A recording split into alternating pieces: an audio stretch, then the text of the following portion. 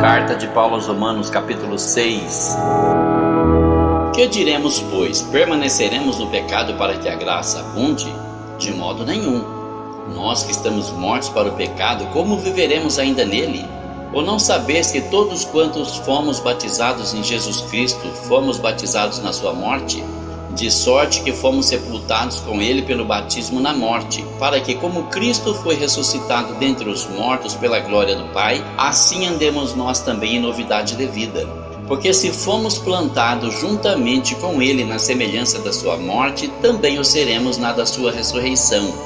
Sabendo isto, que o nosso homem velho foi com ele crucificado, para que o corpo do pecado seja desfeito, para que não sirvamos mais ao pecado.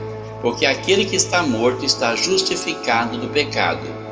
Ora, se já morremos com Cristo, cremos que também com ele viveremos, sabendo que, tendo sido Cristo ressuscitado dentre os mortos, já não morre, a morte não mais tem domínio sobre ele. Pois quanto a ter morrido, de uma vez morreu para o pecado, mas quanto a viver, vive para Deus.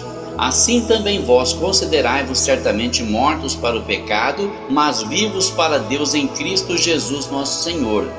Não reine, portanto, o pecado em vosso corpo mortal para lhe obedecerdes em suas concupiscências. Nem tampouco apresenteis os vossos membros ao pecado por instrumentos de iniquidade, mas apresentai-vos a Deus como vivos dentre mortos, e os vossos membros a Deus como instrumentos de justiça. Porque o pecado não terá domínio sobre vós, pois não estáis debaixo da lei, mas debaixo da graça. Pois que, pecaremos porque não estamos debaixo da lei, mas debaixo da graça? De modo nenhum. Não sabeis vós que a quem vos apresentardes por servos para lhe obedecer, sois servos daquele a quem obedeceis, ou do pecado para a morte, ou da obediência para a justiça? Mas graças a Deus que, tendo sido servos do pecado, obedecestes de coração à forma de doutrina que fostes entregues, e libertados do pecado fostes feitos servos da justiça.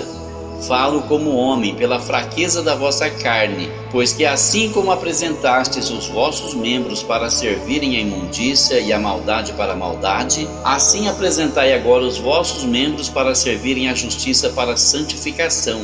Porque quando éreis servos do pecado, estáveis livres da justiça. E que fruto tinhais então das coisas de que agora vos envergonhais? Porque o fim delas é a morte.